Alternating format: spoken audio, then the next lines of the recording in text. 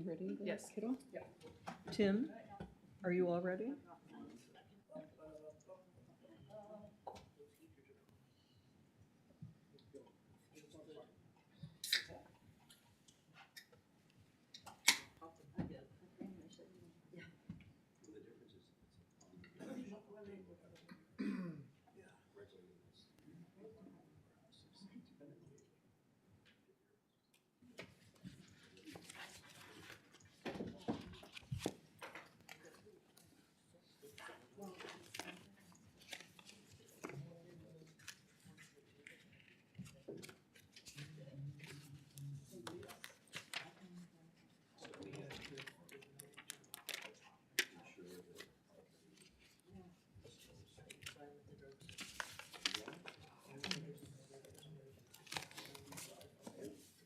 Okay.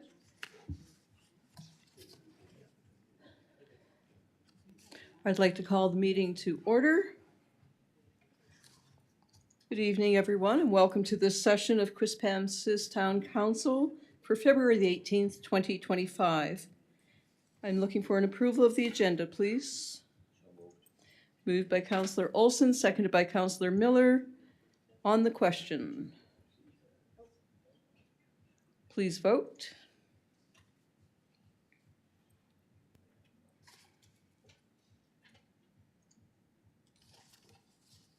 Motion carried 6-0. Please let the record show that Councillor Donovan is absent this evening. May I have the treaty acknowledgement and moment of reflection, please, Councillor Miller?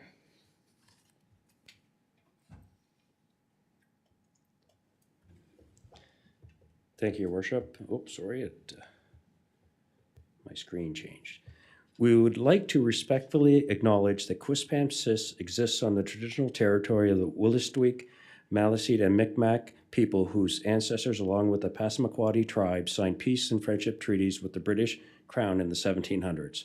We would like to take this time to pay respect to the elders, past and present, and the descendants of this traditional territory. And may we remind ourselves of the important work we have before us tonight. May we make good decisions without prejudice or bias and always in the best interests of our community, which we are here to serve. Thank you, Councillor Miller. I have a few remarks this evening. I'd like to begin by wishing everybody a belated Happy Family Day.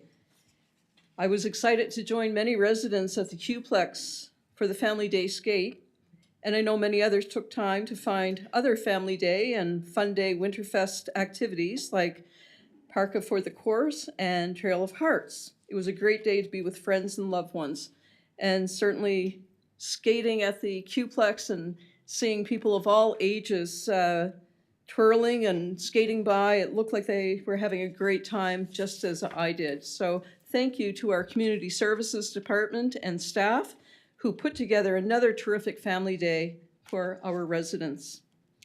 And keep in mind that Fundy Winterfest runs until March 9th. So that goes, I think, until about the end of March break in Quispamsis and around the region. The weather on the weekends certainly made it challenging to enjoy some outdoor activities. But thank you to our staff who have been dealing with difficult conditions in making our roads, sidewalks, and public spaces safe. I know it has not been easy, and we appreciate the work that you do. Please be reminded that the town provides residents with traction sand for walkways and driveways. It's located between the Works Center and Fire Station number 2 at 18 Municipal Drive near the Walter Jewett Ballfield parking lot. The sand is for personal use only and is not to be used by commercial operators. Bring your own storage container and collect what you need. The town of Quispamsis is seeking volunteers to join a new Ritchie Lake Community Advisory Committee. The committee's mission will be to initiate goals for the future of the lake, track changes, organize community outreach events, provide guidance, and make recommendations to council, and more. The committee will consist of 9 members, so there would be one member would be from council, 2 from staff, 3 resident members, and then 3 at large, which would probably be specialists in the environmental field and in water study field. Anyone interested in joining the Ritchie Lake Community Advisory Committee can apply by using the town committee application, which can be found on our website at quispamsis.ca on the committee's pages. The deadline for applications is March 14th at 5 p.m. The town is accepting applications for summer student jobs in various departments. These positions offer hands-on experience working in a collaborative environment in places like utilities, parks, works, engineering, and aquatics. Students make valuable contributions to the town's operations during the warmer months. Learn more and apply through our website on the jobs page. Last week, I was honored to join Deputy Mayor Mary Scryer at Chinese New Year celebrations hosted by the Greater St. John Chinese Cultural Association. This wonderful event capped off 2 weeks of festivities recognizing the Year of the Snake. I hope everyone had an enjoyable Lunar New Year. On Saturday, the Deputy Mayor and I attended the annual fundraiser gala for Bobby's Hospice, which honored its medical director, Dr. Chris O'Brien, for the incredible impact he had on the community and the region. The event was a big success with lots of money raised and a valuable commitment to Hospice Greater St. John from the provincial government. Bobby's Hospice is such an important institution in our area. I was proud to be a part of this special event, and we were certainly proud of Dr. Chris O'Brien, who was a childhood friend and where I happened to get the name Libby. He couldn't say Elizabeth when we were toddlers, but was able to come up with Libby somehow. So it stuck. This is our final meeting before March break, which falls during the week of March 3rd. So I want to wish everyone a happy, safe, and relaxing March break, whatever your plans might be. Enjoy a week away from the classroom, be safe, and have fun. And on with this evening's agenda, looking for a disclosure of interest. Seeing there are none, we will go on to presentations. Presentation on establishing ICT incubator for youth in Quispamsis. We have the Chief Administrative Officer here with us, and I'm going to try the name, Dr. Asirabil Zakaria. I don't know if I said that name correctly or not. Do we have Dr. Zakaria here? Not online and not present. Okay, we will move on to item number 6. We did not receive any information from the doctor that he was not coming, so my apologies to anyone who was anxiously awaiting to hear of this report. Item number 6 is public hearings. We do not have any. Item number 7, minutes of the previous meeting. Looking for an acceptance of those. So moved. Deputy Mayor Scryer, moved by Deputy Mayor Scryer, seconded by Councillor Bigger on the question. Please vote.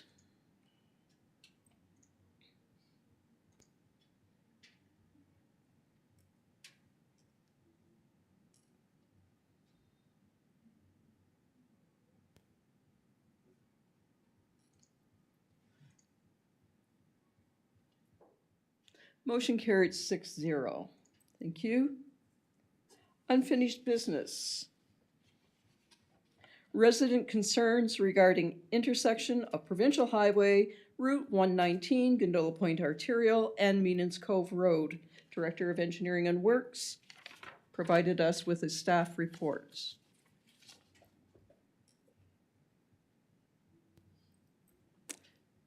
Deputy Mayor Scryer. Thank you, Your Worship. I obviously read the report, and I would like to know, so it looks like Quispam says we have opportunities to enhance stop signs, things like that, to slow the traffic down, so which I think is great. I'm just wondering about the monitoring of the speed, if there's been any discussion. I know the police provided us with with some stats, but is there any discussion that the police will be monitoring that area to reduce the speeds that are happening, or if the province will engage in any way to reduce the speeds on that part of the road? Thank you, Deputy Mayor. Was that question directed at anyone? To Or Mr. Loge, please. Mr. Loge, are you able to address that?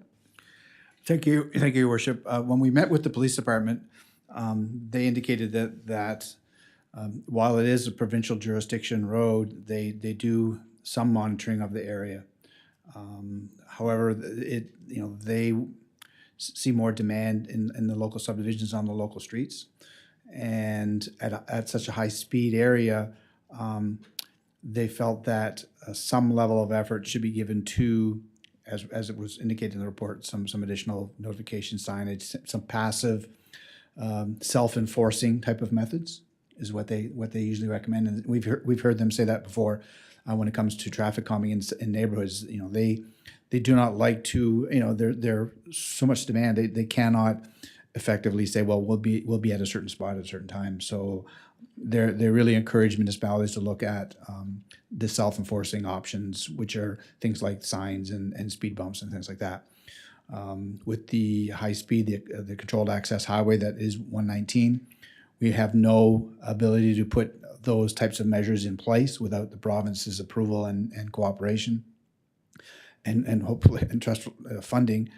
So what we did is we looked at what could we control. As you mentioned, those are the side streets on the Means Cove. The observation from the police department when they investigated the reports, that you could see in the reports, it was, other than the collisions with animals, with the deer, the failure to yield was one of the higher instances, and they felt that went back to people on the side streets either not realizing how fast the traffic is going, mistiming their entrance into the intersection, things of that nature. So that's where they've encouraged us to look at as well. We looked at a couple of different options with the consultants, which were prohibitively expensive in accordance to our current budget, and we felt that at this stage, all we could recommend with respect to self-enforcing and notification is some signage on the stop areas at both legs of the Means Cove Road. That would fall within our operating budget until such time that council approves a higher capital budget to do anything different, or we get some type of approval from DTI or cooperation from DTI that they're going to fund it as well. And a follow-up, Deputy Mayor. Thank you, Mr. Loge. I was just going to put a motion forward that the town improve the signage and guidance at the Means Cove Road legs of the intersection with the Gondola Point Arterial Route 119, and request that the Department of Transportation and Infrastructure improve the conditions and awareness of the intersection by investigating speed control alternatives for the Gondola Point Arterial, and that they install appropriate intersection warning treatment along the right-of-way leading to the intersection. Thank you, Deputy Mayor Scryer. It was moved by Deputy Mayor Scryer, seconded by Councillor Miller, and on the question, Councillor? Thank you, Your Worship. I definitely support this. I think that's the next street that needs to get addressed there. But if we are going to do any type of study, is there some we could even eventually we get them to look at Monarch as well? Because you get closer to Monarch, there's also lots of, at least from what I've been told, quite a few accidents happen there, and people trying to turn left into there or trying to leave in the mornings. Some will end up just turning right and going all the way to the lights and kind of doing a loop. So, because that gets busier and busier, because now as everybody else is building up, Squires and that, so that whole road is actually, I mean, it was great. We finally got a roundabout, whatever, 6 years ago now. But it's, I think right now what we're talking about is the next major one to look at, but I think Monarch eventually is going to come up too. But I know there's other ways that they're looking at putting roads through there too, so I don't know where that'll end. So just a comment on that one, but thanks. Thank you, Councillor Miller. Councillor Luck, please. Thank you, Your Worship. I just want to reiterate what was said. This is something that I have been quite vocal about in the last 4 years. So I would like to see us, work with the province, but, this is just one piece of a bigger issue where that whole 119 is quite dangerous. And as we see more and more development happening on the other side of the arterial, it's only going to get worse. So I think I'm glad that actually when we come back to our committee of the whole, we have strategic planning. I think this is also something that as council, we definitely need to kind of consider in our strategic plan. But I just wanted to kind of comment that I'm in full support of us going back to the province and trying to find a solution, because it's only going to get worse. And, this is, we've talked about numerous issues along that arterial. This is just one of the many. So again, I will be voting yes for this motion, but I would like to see us go back and really, kind of put on our radar some type of solution that addresses not just this area, but all along that, because of speeds and because of such a high usage in that area. Thank you. Thank you, Councillor Luck. I'll go to Director of Engineering, please. Thank you, Your Worship, and through to Councillor Miller and Councillor Luck. The other thing that we have to be aware of when it comes to the arterial is that if we want to encourage the province to participate, there's also the recognition that the increase in the development on the other side of the river, which is in fact creating the traffic on the road as well. We've got different components that we're going to be looking at with respect to the Milliken Drive, Monarch Drive extension. Even the development we're looking at, the Homestar development, has a traffic study in there looking at what is appropriate in that particular location. Is it a traffic signal? Is it a future roundabout, another roundabout? Will DTI or the Department of Education want to encourage another exit out of the high school? So those are all things that, as both councillors have mentioned, will just increase the level of traffic there. And at some stage, there'll be so much traffic on that street, quite frankly, it'll be so slow, nobody's going to be able to drive so fast down through there. So it's going to be a sort of a trade-off here is if we want to encourage, discourage the congestion, they're going to have to increase the width or something like that, then the speed goes up. So it's a balancing act that we're faced with, and we have to get their participation as we move forward, because anything that's being recommended to there is prohibitively expensive for the town to undertake on our own. A roundabout that back when we put it in was just under $4 million. Now there's $6 million for that same roundabout. So it's getting to a stage where there are limited routes to choose from, unless there's a major arterial constructed through a particular area of the town. There's no appetite for that. It's going to be a balancing act over the next little while. Councillor Olson, please. Thank you, Your Worship.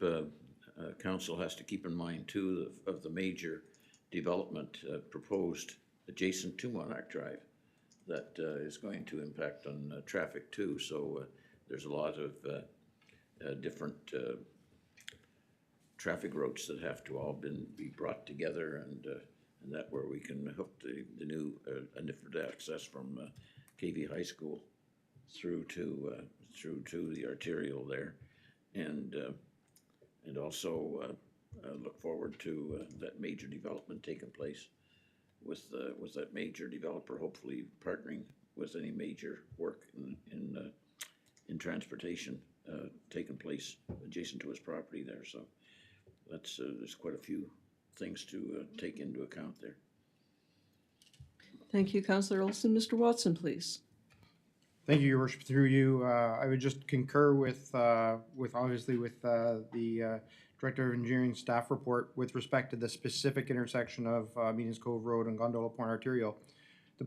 The discussion around the broader opportunity here is well taken as well, and it strikes me as being likely Council's interest in making sure that staff are aware and are addressing, by virtue of the conversations around further development in the area, that we are considering the traffic implications on entry and exit to the 119. So if that's accurately reflecting Council's interest, we can make sure we take that back, and that we're embedding those considerations in all development that occurs that may have an impact. And I appreciate that there are several. I just wouldn't want Council to feel an obligation to be sure about every one of these transactional items as they come up, but rather to be satisfied with with staff's approach to ensuring that there are mechanisms in place to ensure that traffic and traffic implications are considered as these developments continue. Thank you, Mr. Watson. There's a motion on the table. It was moved by Deputy Mayor Scryer and seconded by Councillor Miller. Please vote.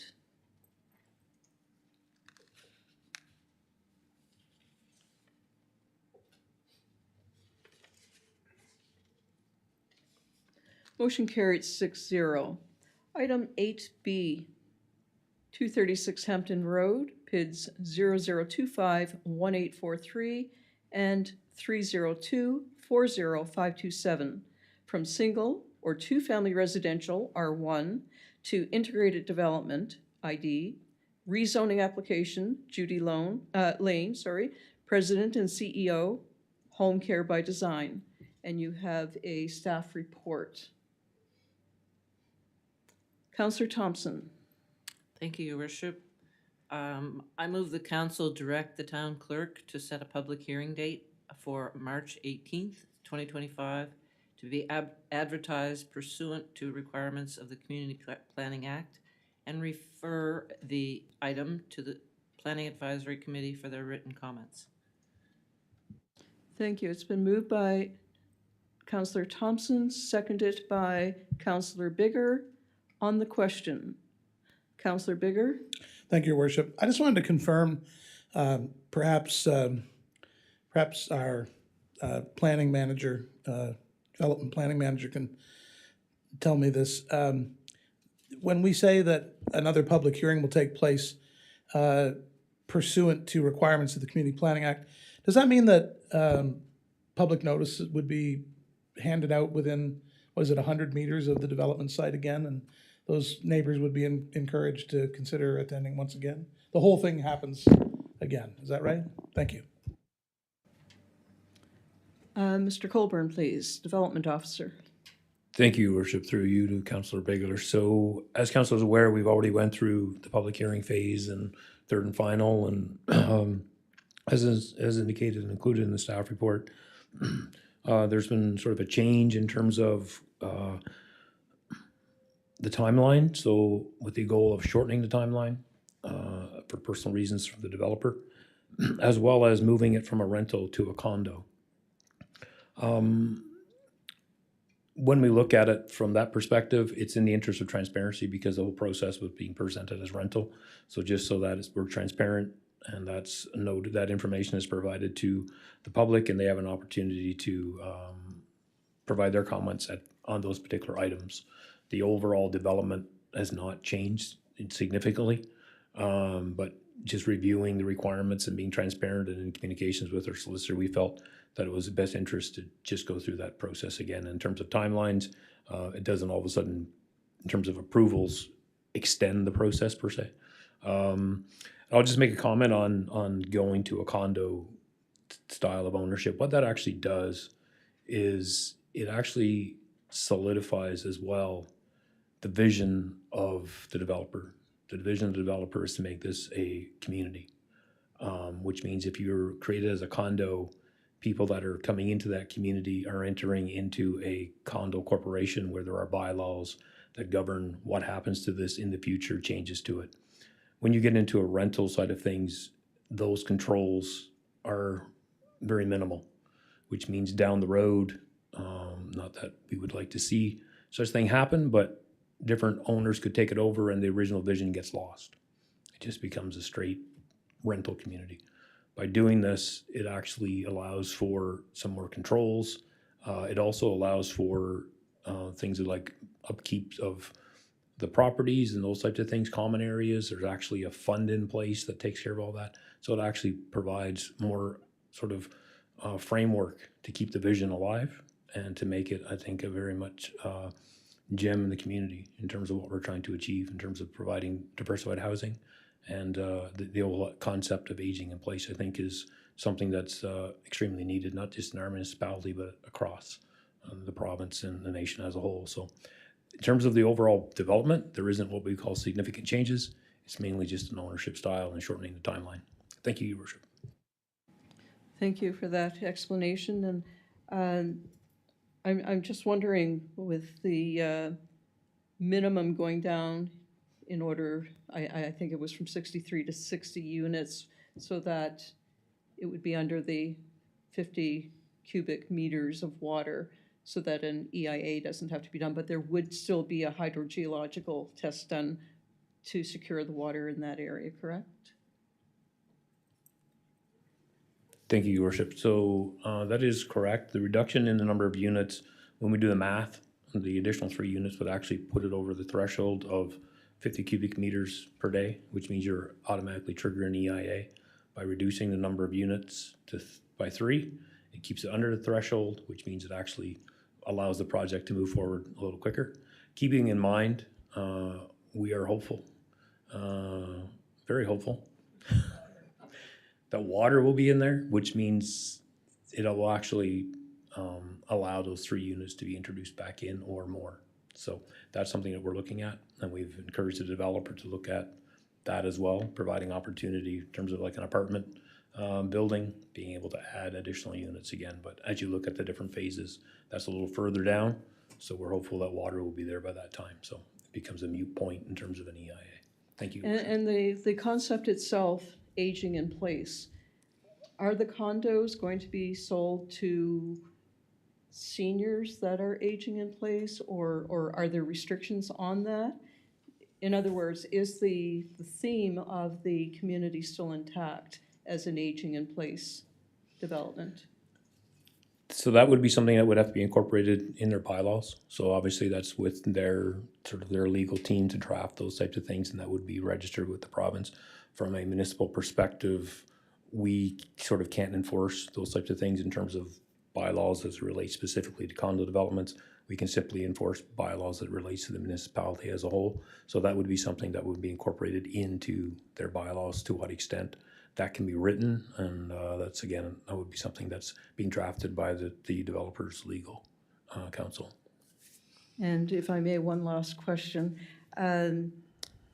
I know the applicant said that they would purchase a number of units within that community. So they already own the units, is that correct? Am I understanding that correctly, that the applicant already owns the units, but how does that work? Or is it the developer that's going to, like? In terms of a condo development, it would be the same as a developer building a number of single detached dwellings, and they're in their ownership, and at some point in time, they can transfer ownership to somebody who wants to become part of that condo corporation. I understand. Thank you. All right, there is a motion on the table. Please vote. I see no further questions.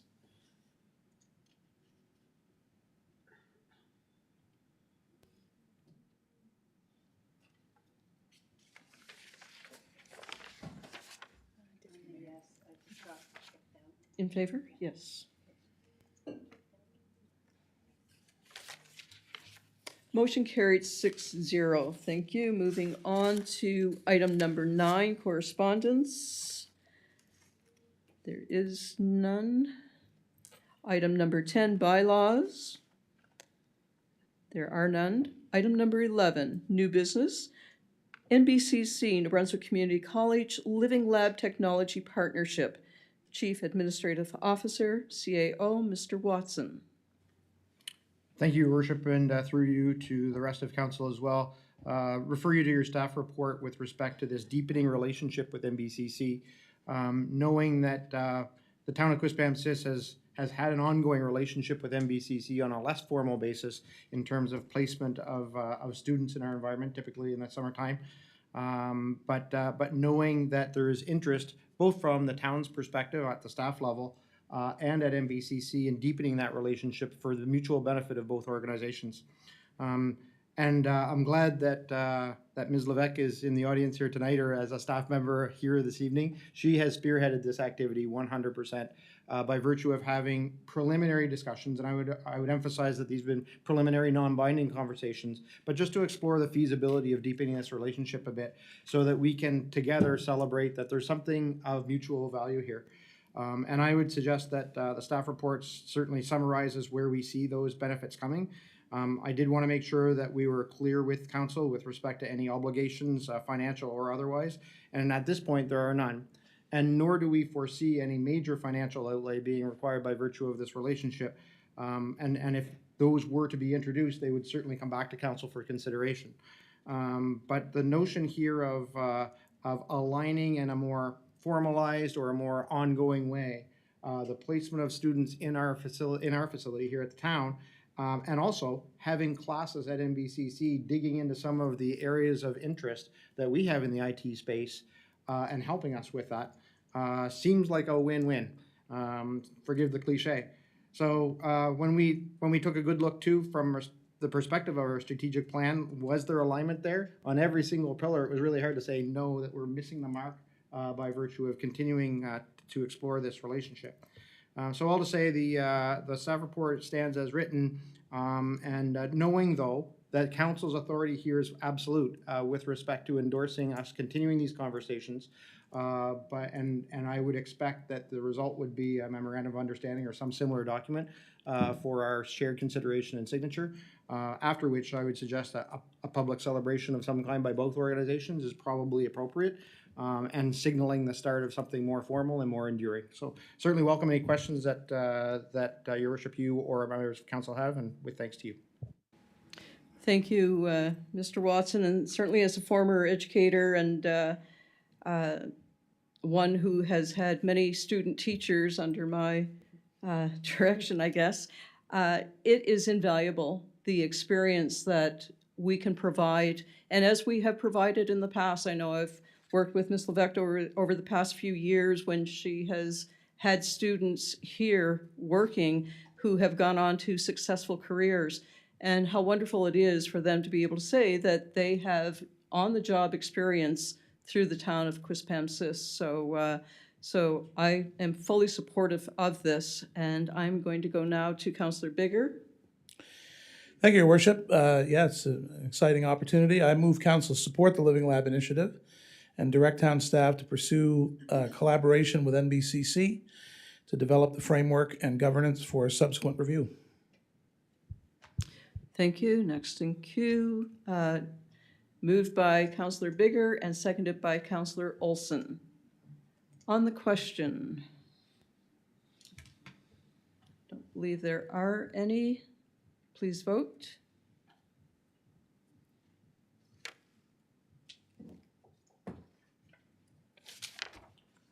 Motion carried 6-0. Item 11B, proposed policy on policy development. Chief Administrative Officer, Mr. Watson. Okay, thank you, Your Worship, and thank you to all of council for your patience on this one. Only a true nerd can get excited by a policy on policies, but here I am. I would offer that the draft policy that's with you this evening it does have some bearing of importance because we do need to standardize the way that policies are developed and managed moving forward. We don't have that today, which has led to some variability in practice throughout the organization, and it certainly fits in well with my commitment to you to both stabilize, protect, and then prepare the organization for 2026 and beyond. So my intention here is, you'll probably with relief know that I don't want to walk through this with you. I'm happy to answer questions that you may have with respect to the draft policy. The one piece I would like to highlight, though, is our recommendation to separate council and administration policies. And that's consistent with what other growing municipalities are doing. And to be clear here, the intent is not to remove council's authority to decide which ones are which. In fact, quite the opposite. There's a language here that's explicit that says council will retain the authority to confirm whether a policy should be a council or an admin one. But the consequence of that decision is that the resulting council policies are developed, approved, and managed by council, and the admin ones are developed, approved, and managed by the executive leadership team. And I would add that regardless of whether a policy is a council one or admin one, and specifically if it's an administration policy, you can and should expect the CAO to share with you any policy introduction or change that has the potential for significant financial or operational or reputational impact on the organization. So even if it was an administration policy and you had given me the authority with staff to create and act and manage a policy. If I saw vulnerability coming to the organization by virtue of our administration of that policy, it'd be my job to bring it to you for consideration. But that otherwise, administration policies would be managed by the staff team, council policies are managed by council. And with council's authority on what's what, which ones are which as part of the process. So thank you, Your Worship, and I invite any questions that you may direct. Thank my you, way. Mr. Watson. Councillor Olson, please. Yes, I'd move council adopt the policy development policy number ADM-P 2025-01 and direct the CAO to review and prepare a listing of policies for consideration pursuant to the process outlined in the new policy. Thank you. It's been moved by Councillor Olson, seconded by Councillor Bigger. On the question, Councillor Bigger, please. Thank you, Your Worship, and thank you to CAO Watson for his staff report. It is a little funny to read it out loud and so on, policy on policies, you know. But I think it's a very, very important part of our process. I think it comports really well with what we've been discussing as a council and with senior leadership as well around moving forward with operationalizing our strategic plan effectively. So I really appreciate that it's getting down to some action items related to that. And I appreciate the delineation as well between those admin versus council priorities in policy review. And I thought it was very, very well laid out, very straightforward, and I'm looking forward to seeing that help to streamline kind of. It sets sort of a path for us to move in a sort of a swift and efficient manner as we go forward. So just wanted to commend you on that. Thank you. Thank you. On the question, it's been moved by Councillor Olson, seconded by Councillor Bigger. Please vote.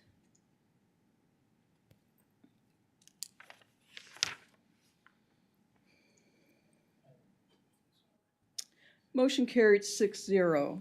Item number 12 is reports, and I will point out that we have a cheat sheet. That's hard to say. A cheat sheet. Compliments of our good clerk, and certainly it defines a lot of the processes that we go through here at council. So thank you very much, Ms. McGinnis, for that. And the other thing that we have is the Kennebec Valley Fire Department October 9th meeting minutes. And I know that Councillor Miller will remember this. We shared on the board a number of years ago with Brian Shanks, who was our EMO officer at the time.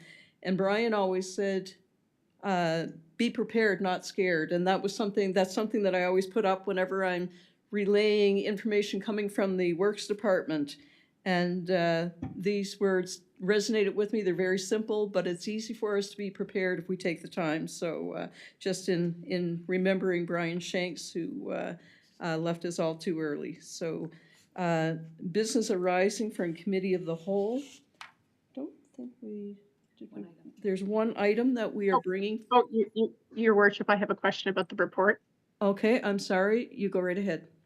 Okay, thanks. I just wanted to thank our clerk for putting together that guide, and I'm just wondering if it will be on our website for residents to refer to as well as for council to download. Absolutely. If you'd like it there, we can make sure that it's there. Okay, perfect. That would be great. Thank you. Okay. Deputy Mayor Scryer. Are we on Committee of the Whole? No? Sorry. Yes. Yes. I was just going to move council direct staff to prepare a list of town-owned lands appropriate for development and review policy number 067 surplus land disposal policy to ensure that it aligns with current needs. Thank you. It's been moved by Deputy Mayor Scryer, seconded by Councillor Bigger. On the question.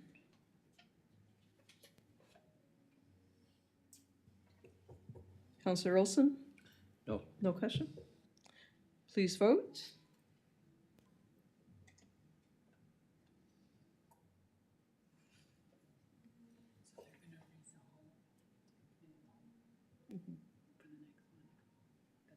But not online.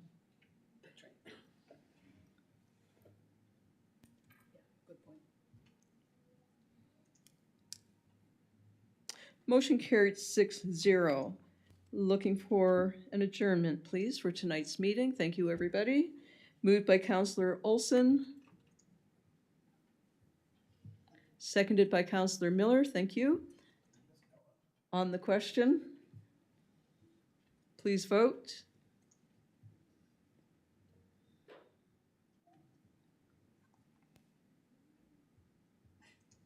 And we will be, thank you, motion carried 6-0. We will be adjourning into committee of the whole. And this will not be streamed.